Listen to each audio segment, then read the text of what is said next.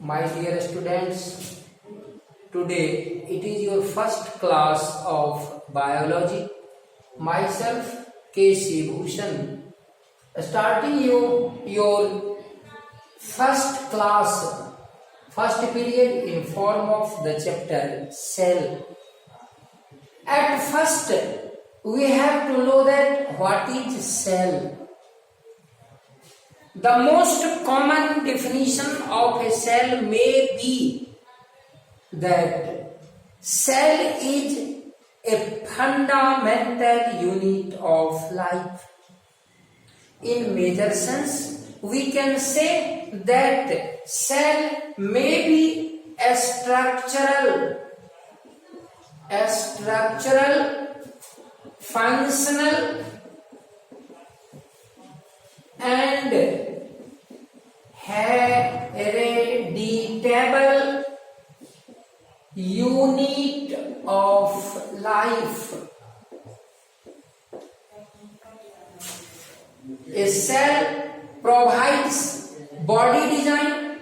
A cell takes part in different functions, and it also transfers the paternal characters, maternal characters from parents to offspring. On the basis, we can say that a cell is a structural, functional and hereditable unit of life. On the basis of cell, livings may be of two types. The first one is unicellular and the second one is multicellular.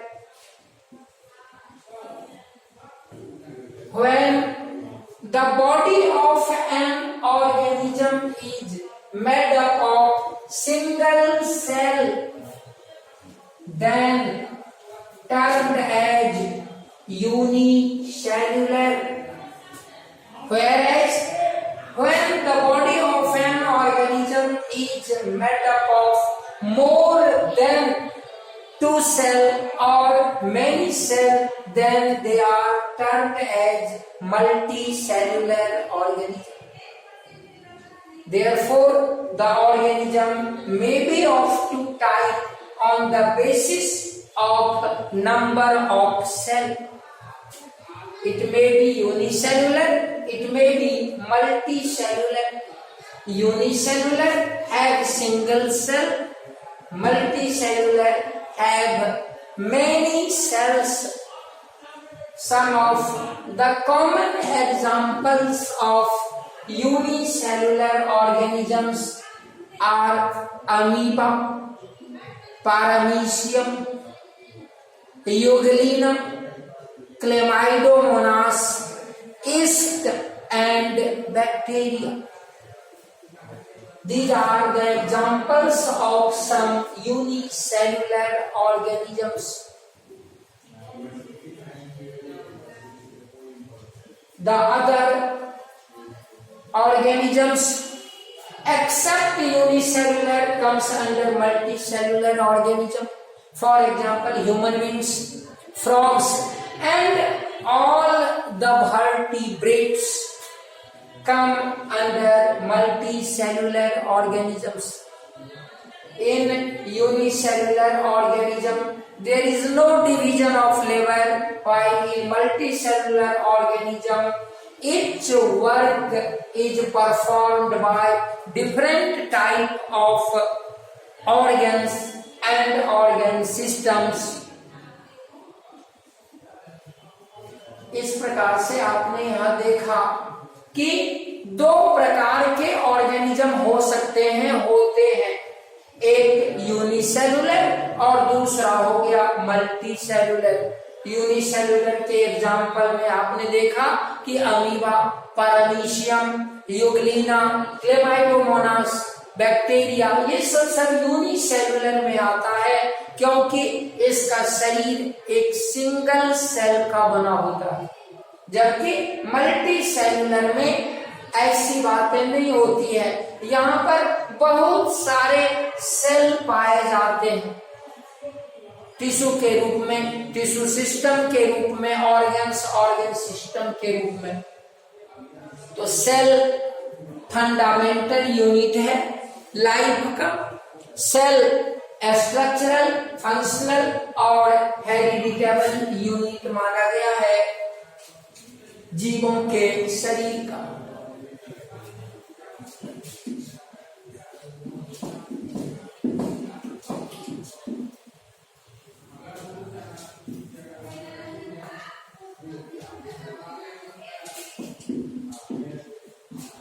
सबसे पहले हम लोग ये देखें कि cell का introduction क्या है, सेल का हिस्ट्री क्या है। Who discovered cell? Cell was discovered by Robert Hooke in 1665. At first, Robert Hooke prepared a simple dissecting microscope. One day, while working on his microscope, he observed many empty spaces on the cork piece. He named these spaces as cellula. Cellula means empty house, empty home or empty space. Later on, the cellula was converted into cell, or in this way, the discovery of cell took place. The credit of discovery goes to Robert Hooke. After Robert Hooke, the second scientist who are known as Leeuwenhoek, he also manufactured his microscope in 1673. After 3 years, he discovered bacteria on his microscope, and when discovery of electron microscope took place, revolution came in the invention field. After that, number of organs present inside the cell also came in light. This is the introduction of cell. After that, we study what may be the peculiarity of two types of cell. These two types of cell is prokaryotic cell and eukaryotic cell. Prokaryotic cell and eukaryotic cell is based on the nature of nucleus.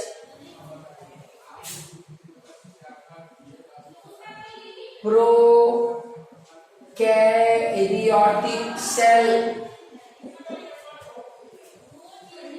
The second one is eukaryotic cell. Prokaryotic, here the word pro, it means diffused or less developed or undeveloped. The second word is karyon. It means nucleus. Therefore, prokaryotic means diffused nucleus. The cell which contains undeveloped nucleus, less developed nucleus or diffused nucleus comes under prokaryotic cell. Generally, bacteria is the main example of prokaryotic cell. Cell दो प्रकार का हो सकता है, nucleus के आधार पर, nucleus के nature के आधार पर, न्यूक्लियस के स्ट्रक्चर के आधार पर, कि न्यूक्लियस वेल डेवलप्ड है, न्यूक्लियस डिफिनिट न्यूक्लियस है या इनडिफिनिट न्यूक्लियस। इस आधार पर सेल दो प्रकार का हो सकता है। पहला आपने देखा प्रोकैरियोटिक, जिसमें कि न्यूक्लियस है लेकिन वो स्पष्ट नहीं है। ऐसे न्यूक्लियस में न तो आपको न्यूक्लियर मेम्ब्रेन मिलेगा, न न्यूक्लियोलस मिलेगा, न न्यूक्लियोप्लाज्म मिलेगा, और यहां तक कि क्रोमेटिन नेटवर्क, क्रोमोजोम को भी नहीं देखा जा सकता। तो प्रोकैरियोटिक सेल में न्यूक्लियस है लेकिन इसका नाम रखा गया है यहां पर न्यूक्लियोइड। जबकि वेल डेवलप्ड यूकैरियोटिक में जो यहां पर है लेस डेवलप्ड न्यूक्लियस, तो यूकैरियोटिक में होता है वेल डेवलप्ड न्यूक्लियस।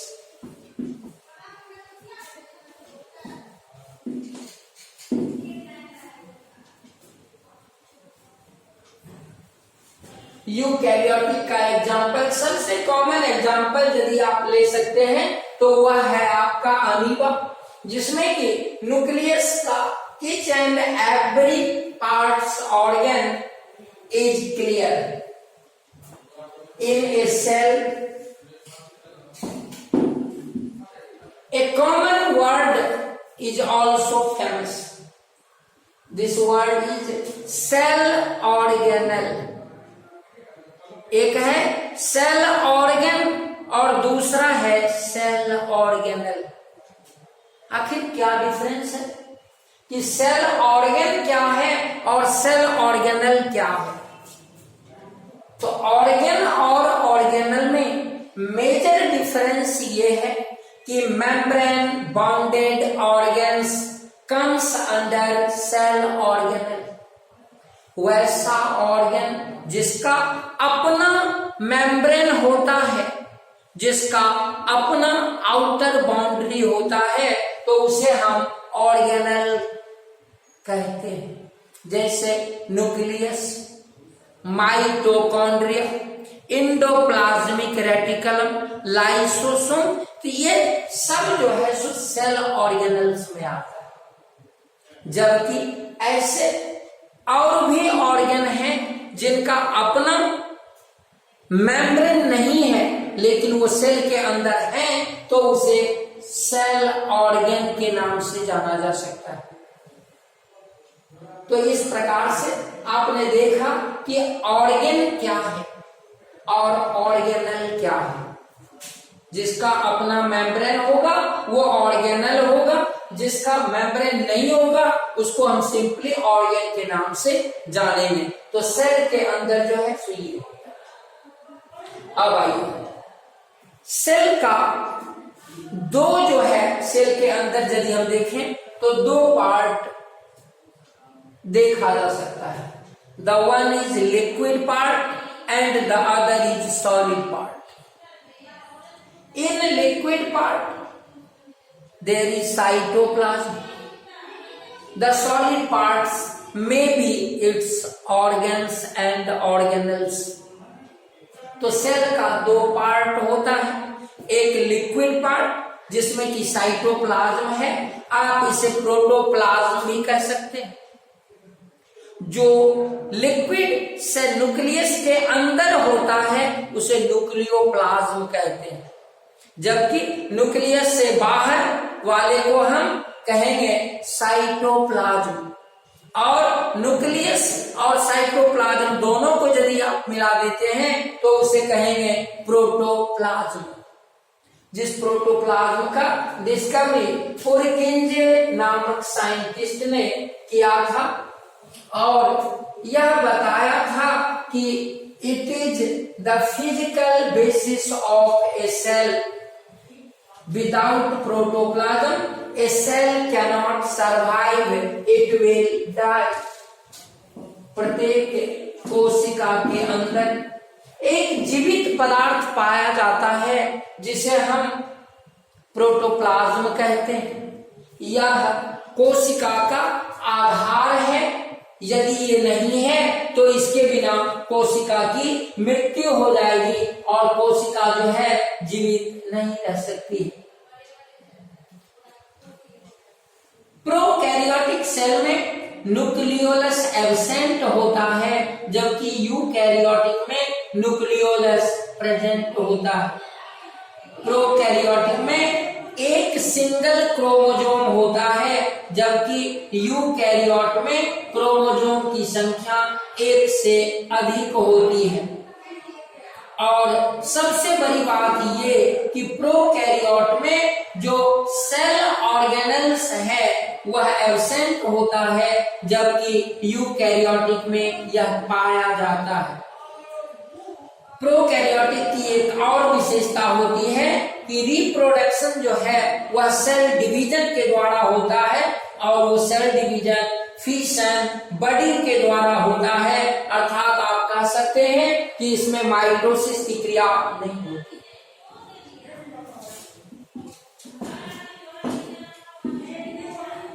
सेल में जो सबसे पहला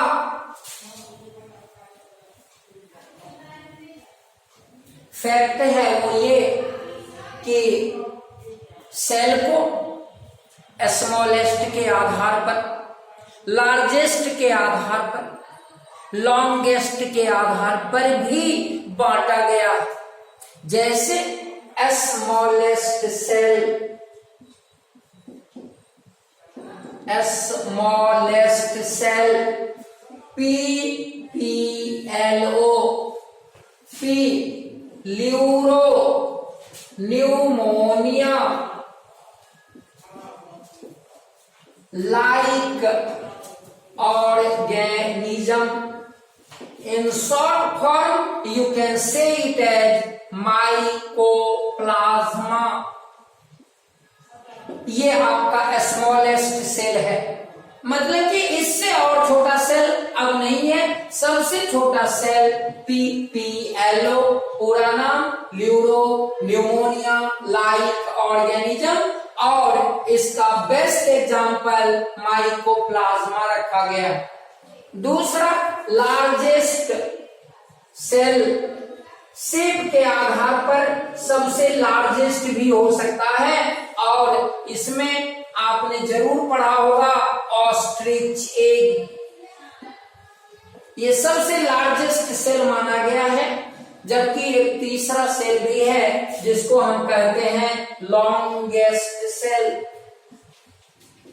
और इस लॉन्गेस्ट सेल में हम न्यूरॉन या नर्व सेल, ये सबसे लंबा सेल हमारे बॉडी का होता है, इसलिए हम इसको लॉन्गेस्ट कहेंगे। सबसे बड़ा लार्जेस्ट ऑस्ट्रिच एग, और सबसे छोटा PPLO अर्थात माइकोप्लाज्मा। यहां आपने देखा कि on the basis of shape a cell may be smallest, largest and longest. अब हम लोग ये देखें कि यदि लिविंग दो प्रकार का हो सकता है, प्लांट और एनिमल, तो फिर सेल भी एक समान नहीं होगा। Therefore, a cell may be of two types on the basis of plants and animals. The cell present in plant is known as plant cell, and animal cell। इस दो कैटेगरी में बांटा गया है सेल को, कि जो सेल प्लांट में होगा उसे प्लांट सेल कहेंगे, जो एनिमल में होगा उसे एनिमल सेल कहेंगे। How can we recognise the difference between these two cell, कि ये प्लांट सेल है या एनिमल सेल है, हम कैसे पहचानेंगे इसको? तो पहचानने के लिए भी इसका अलग से जो है वो तरीका है कि प्लांट सेल का शेप डिफिनिट होता है, because it contains cell wall. Plant cell have cell wall made up of cellulose, जबकि एनिमल सेल में होता है cell membrane, and cell membrane is made up of lipids and proteins. Proteins plus lipid ये दोनों का मिला हुआ cell membrane होता है, जबकि सेल्यूलोज का बना हुआ प्लांट सेल होता है। For your kind information, cellulose is non-living, hence cell wall is also non-living. Protein and lipid composition forms cell membrane. Therefore, cell membrane is living in nature, delicate in nature, and it has sensation. So the first point is it has definite shape, indefinite shape. It has cell wall, it has cell membrane. The second thing is presence of plastids. Plastids इसमें होता है plant cell में और इसमें नहीं होता है। Animal cell does not contain plastids. Plastids नाम नया है, लेकिन आप घबराएं नहीं, आप इसे जानते हैं। इस प्लास्टिड्स को ही जो है अलग अलग फॉर्म में जाना जाता है, जैसे क्लोरोफिल का नाम तो आपने सुना है, और उसी से ये बना है क्लोरोप्लास्ट। दूसरा है on the basis of colour chromoplast, और तीसरा है ल्यूकोप्लास्ट। ये ग्रीन कलर का होगा तो क्लोरोप्लास्ट कहेंगे। Except green, if other colour is present you can say it as chromoplast. जैसे फ्लावर के कलर का डिफरेंट टाइप का होना ये क्रोमोप्लास्ट के कारण होता है, और यदि कोई कलर है ही नहीं मीन्स कलरलेस,